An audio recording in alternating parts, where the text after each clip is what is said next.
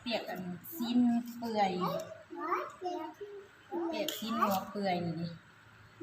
นี่เป็นตาแซ่บบ่นี่ผักกับนี่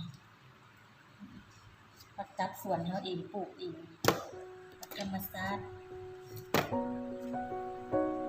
ม้วนเองมันนี่ไม่หมดคนน้อยกินข้าวน้ำกัน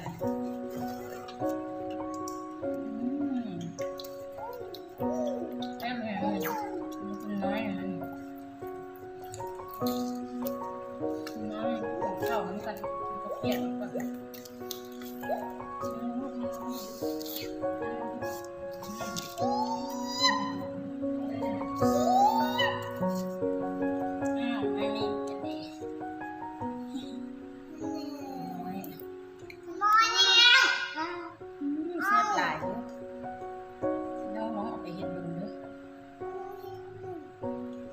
กระเทียม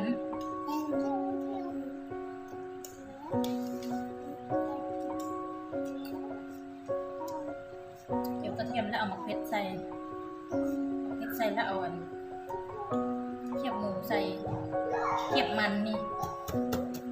เขียบมันหมูแซ่บๆแล้วก็เจียวแล้วใหม่ๆเจียวน้ำมันออก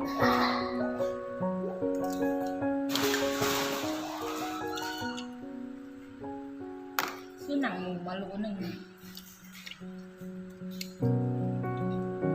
รีบเอาน้ำมันออกมาเจียว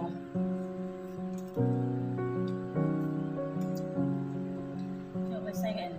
เปียกกินหนังหมูกับต้มตาก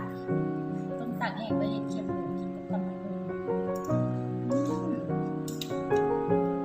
ชอบร้าน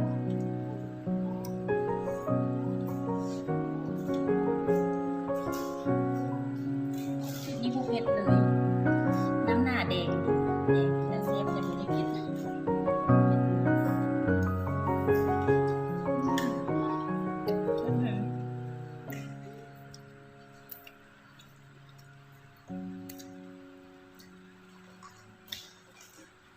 ต้มซีนหัวไปเปื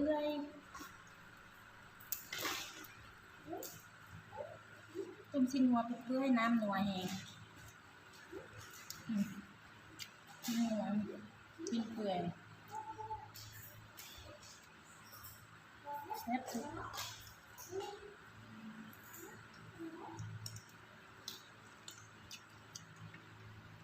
แซ่บหลับ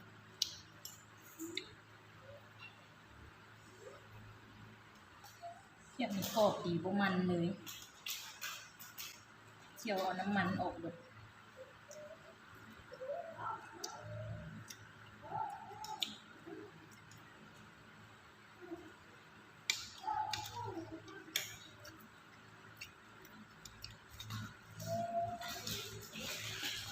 นี่ค่ะของลาบบัวลพา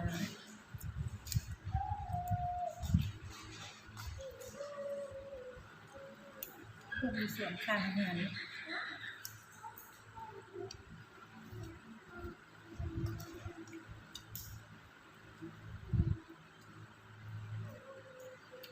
ไว้พอได้เก็บมาใส่ลาบก็ค่อยกินกับข้าวเปียกก็เคย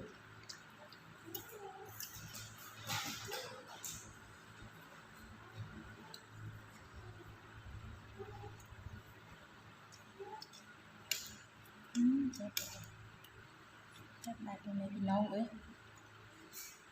ลองเห็ดเบิ่งเด้อ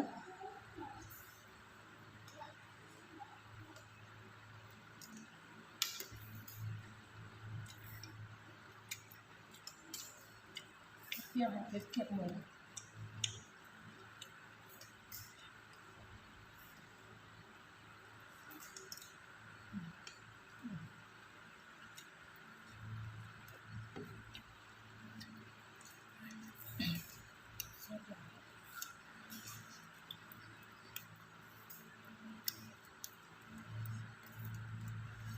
กินกับหอมหอมๆ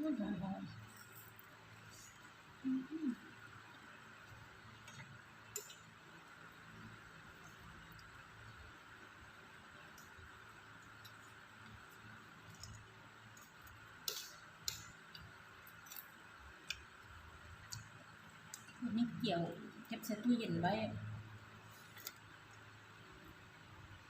ยังไม่ได้ดุนนี่เป็นทิศ2 ทิศ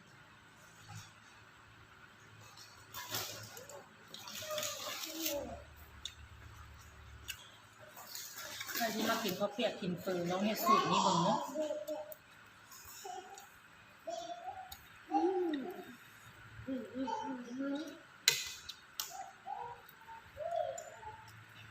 เดี๋ยวกระเทียม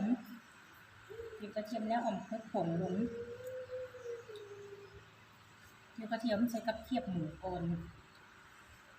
เดี๋ยวกระเทียมใส่กับเทียบหมูนี่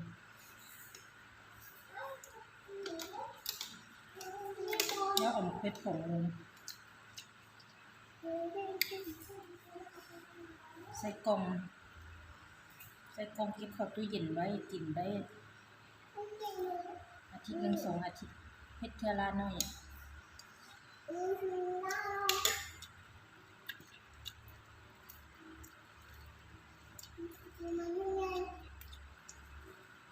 เฮ็ดเทื่อละน้อยไว้ใส่ข้าวเปียกใส่เฟอกิน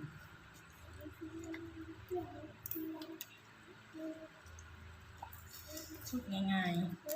เฮ็ดเทื่อเดียวใส่กล่องมันไว้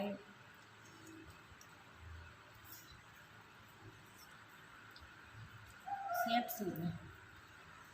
ใส่ข้าวเปียกใส่เฟอกิน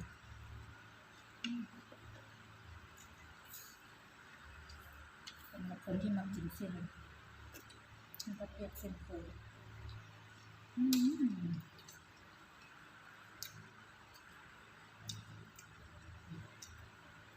เปื่อยกับแซ่บต้มโดน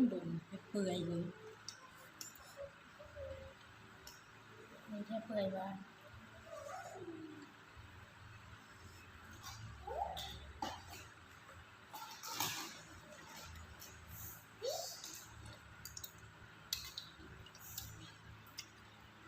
กินในถาดก็อย่าง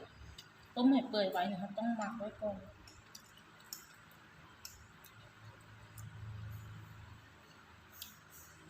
หมักใส่เกลือแป้งนัว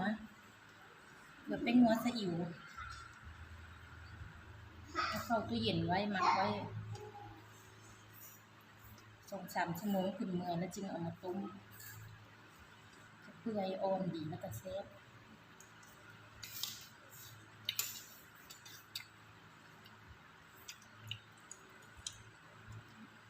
สูตรในบ้านเนื้อนี่จะเห็นแบบนี้แต่มีสูตรแซ่บก็มาแบ่งปันกันได้เด้อ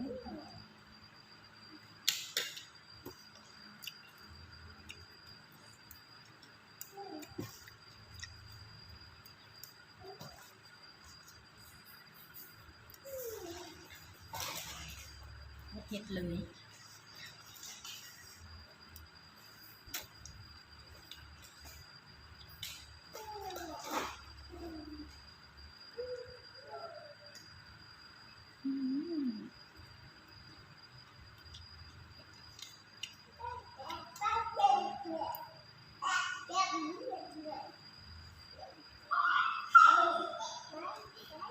แซ่บหลาย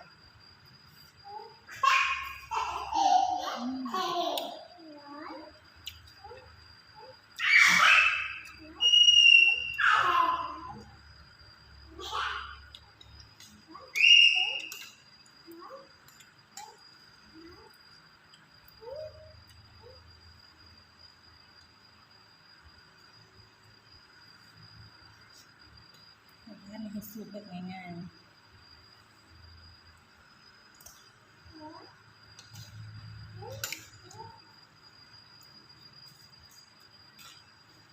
แค่ย้ำใส่ก็มาต้มมากินเลย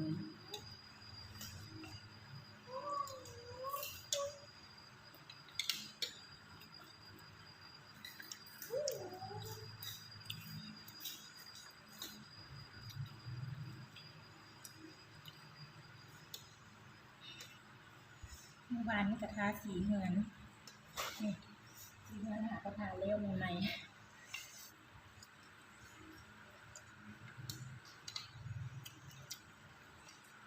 มาเห็น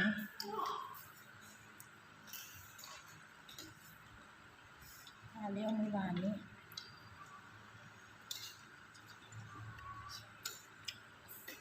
มันหอม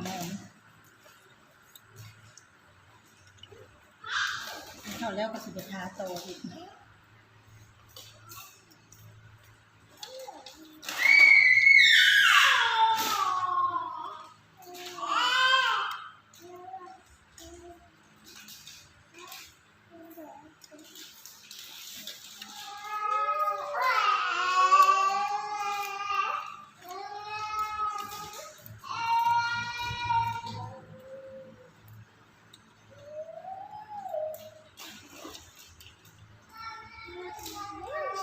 แซ่บเลยไปเปิดมาเห็นมุมนี่ก็สิหิวข้าวน้ำกันนะ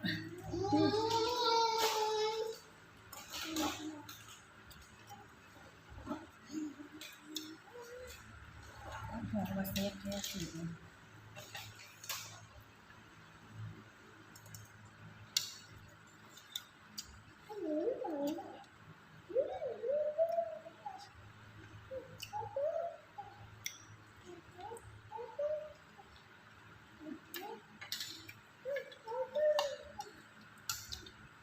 ก็ลุ้นเห็ดแหละ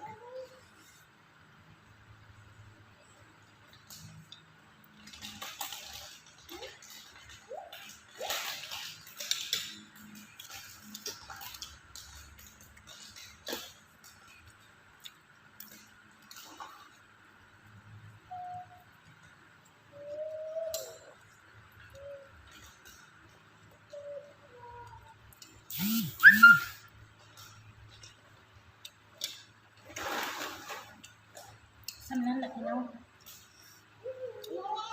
ไปกันเด้อสบายดี